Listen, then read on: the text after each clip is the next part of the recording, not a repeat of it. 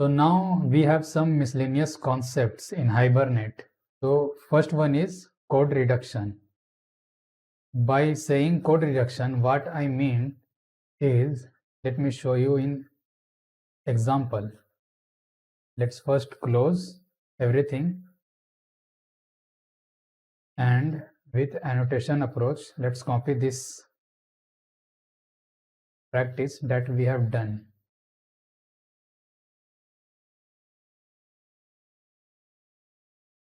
Suppose it is 9. Code reduction itself is not any topic, but it's just a way to reduce code and write minimum amount of line in order to do our work in Hibernate. So how we are going to write minimum line of code by which readability will be increased and our efficiency will be increased. So for that, suppose what we are doing in this example, we have customer class. In customer class, we have multiple fields, simple multiple fields, and we also have one collection type. Let's remove this. We have customer. Corresponding table is going to be customer for this class, and this is annotated class. So in Hibernate configuration document,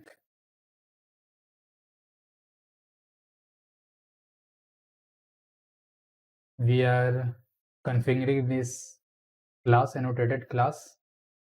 You can see right here, we are configuring fully qualified name of that customer class, and then again we are building this session factory inside which these properties are in our create code. So here we are creating multiple datas, multiple values that have to be get inserted in the corresponding table of customer class. Then again we are trying to update some values. Suppose we are trying to update some values, and again when we are trying to read, here we are trying to read, even on delete, here we are trying to delete. So in every code, whenever we are doing CURD operation, create, update, read or delete, there are some common codes inside this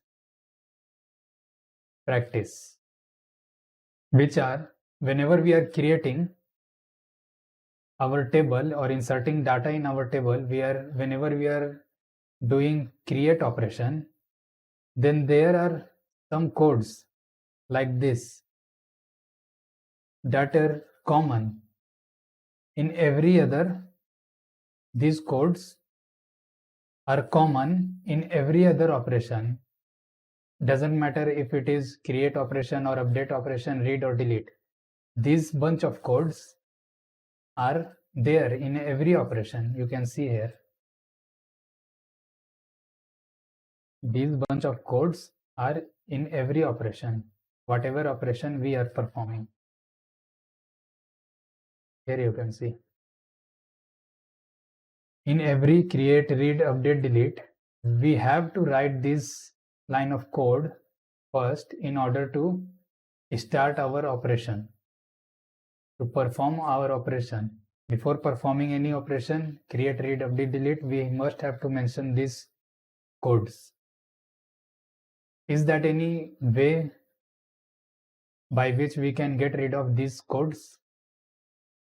Maybe what we can do, we can create another class right here, and we can put this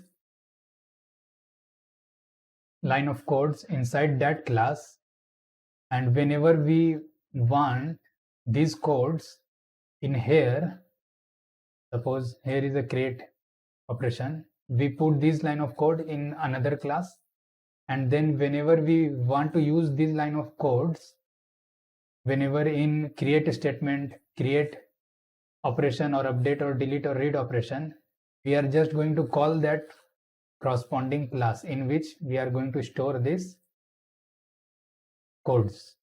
Is it possible? Yes, it is possible. So let's make class.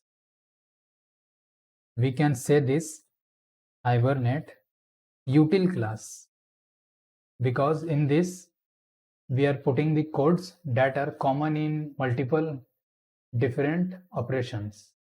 So it is a util class by calling which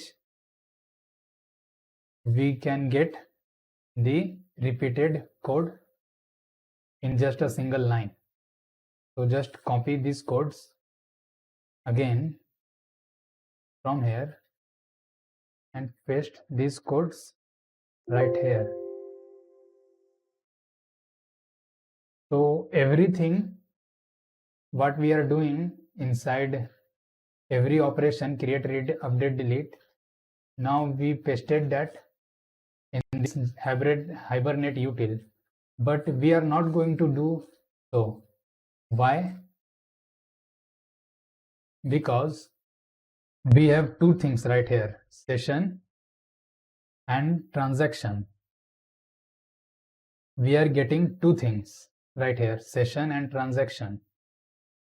With session, we are calling this save method, and with transaction object,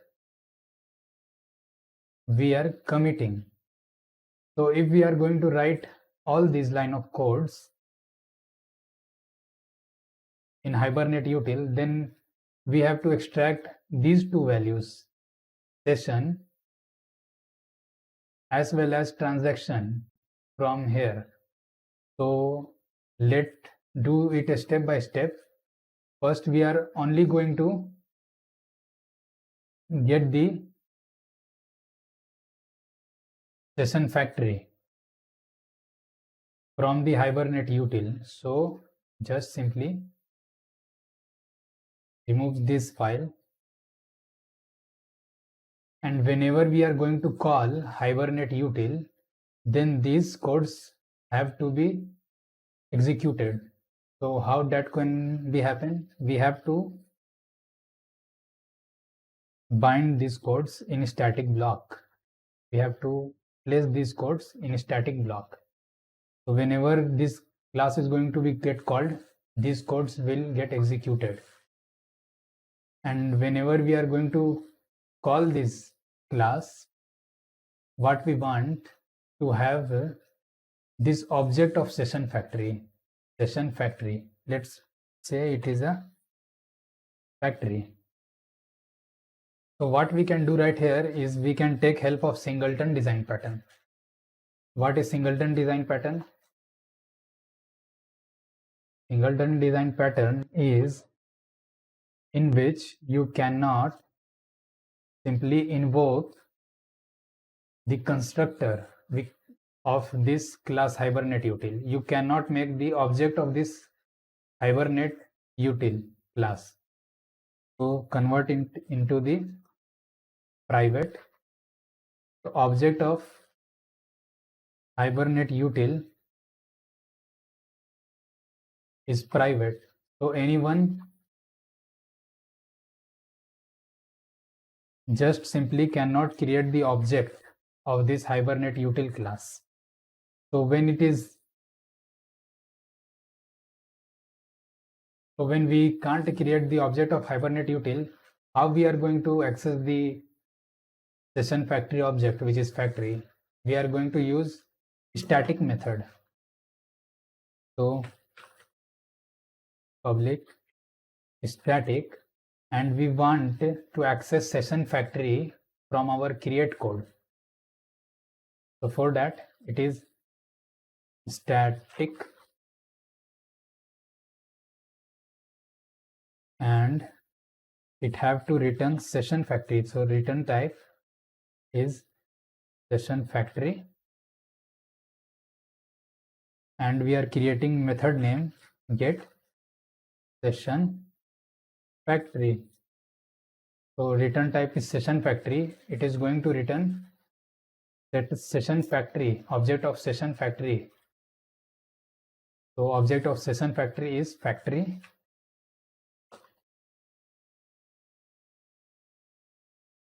You have to put session factory variable outside this static block, so this method can understand is equal to null.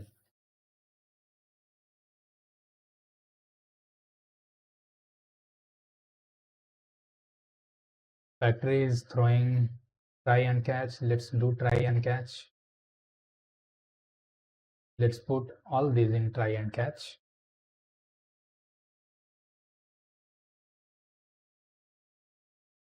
In static, let's say, so inside the static block,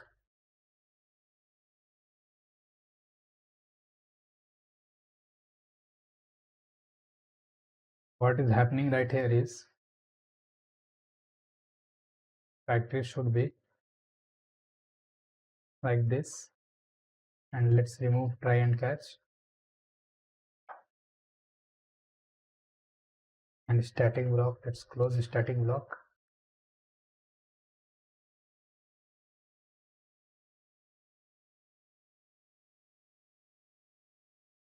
So why it is giving error? Because session factory reference variable is of instance type, and we cannot provide instance type elements inside the static block. So let's convert this also in static. Now you can see what we have. We have one private constructor, which means no one can create the object of this HibernateUtil. Then we have static reference variable of session factory type. We are doing configuration, and with that configuration object we are configuring this Hibernate configuration document, and with the same configuration we are building session factory. What is session factory? Session factory is this. Inside session factory we have these codes. So we are building that, and then it is stored in the factory variable, which is of type session factory. And then we have this method, which is a static method, which returns session factory. Method name is get session factory, and we returned factory. Why factory? Because factory have session factory object, so it returns session factory. So now what you can do in create code, instead of writing these codes, these 3 lines of code, what we can do directly is we can call hibernate.get HibernateUtil. This is our util class. Get session factory is the method, and what get session factory returns object of session factory. So in factory reference variable we have session factory object, which is get created by this. So we have object of session factory, session factory,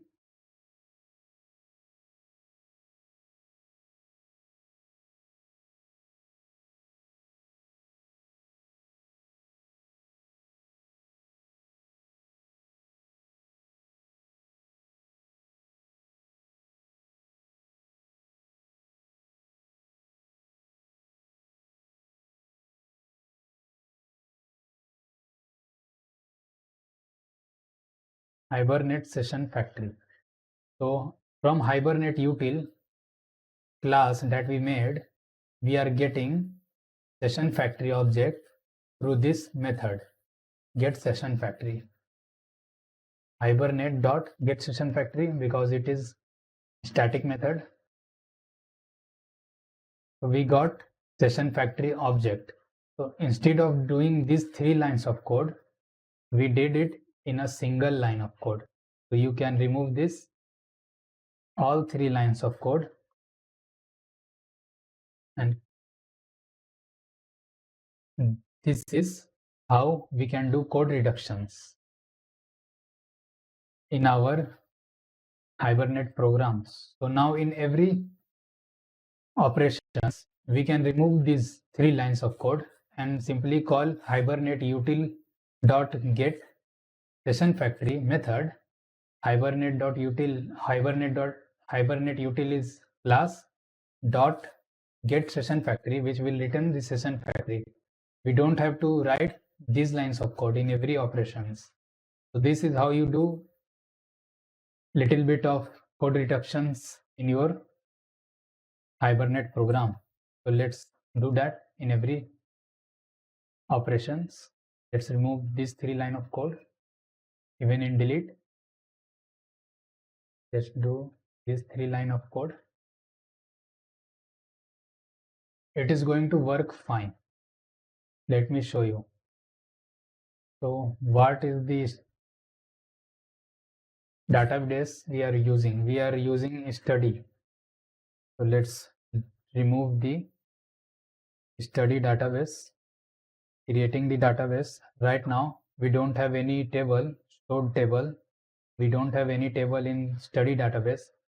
If we are going to insert these customer values, then let's see what will happen.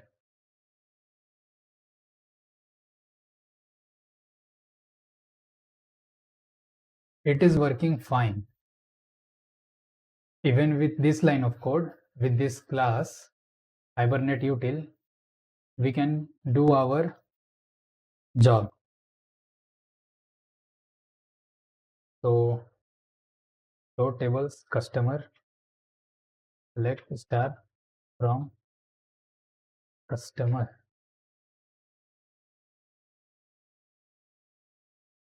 Select star from. Okay. So our record got inserted. Now what's next? Is there any chances for do more some code reductions? Is there any scope for doing more code reductions? Yes, there is scope for doing more code reductions. Remember, in the previous examples, we are using Hibernate mapping document to map our class with the corresponding table that we want to create. Then what we did, we get rid of that Hibernate mapping document. You can understand that from here. What we were doing in previous codes, we are using Hibernate mapping document to map these classes with the corresponding table that is going to get generated. Means for which class, what is going to be the table name. For these properties of the class, what is going to be the column name. But then what we did, we removed this Hibernate mapping document hbm.xml, and instead of this we are using annotations directly on class. So we get rid of this Hibernate mapping document. Is that any there scope to get rid of this Hibernate configuration document? Can we do that? Yes, we can do that. We can also get rid of Hibernate configuration document. Hibernate configuration document. We can get rid of these codes. So where all these things are going to get mentioned, because when we get rid of when we got rid of Hibernate mapping document, then instead of Hibernate mapping document, whatever we are doing in this, we are doing all those things with the help of annotations on the class. So when we are talking about getting rid of Hibernate configuration document cfg.xml, when we are talking about getting rid of this Hibernate configuration document, then there is some place where these all codes have to be get placed. There have to be some codes in which we are going to configure all these, and then we are going to delete Hibernate configuration document. We have to configure all these things, otherwise our Hibernate will not work. So instead of doing all these codes right here inside Hibernate configuration document, CFG document, at what place we are going to do all this instead of doing this in here? For that, all these things that we are doing in Hibernate configuration document, we are going to do this in HibernateUtil that we have created just right now. So how to do that? How we are going to mention these Hibernate document configurations, these configurations, Hibernate configuration document, these codes, how we are going to do these codes in Hibernate mapping class, HibernateUtil class. So we are going to see this in next video.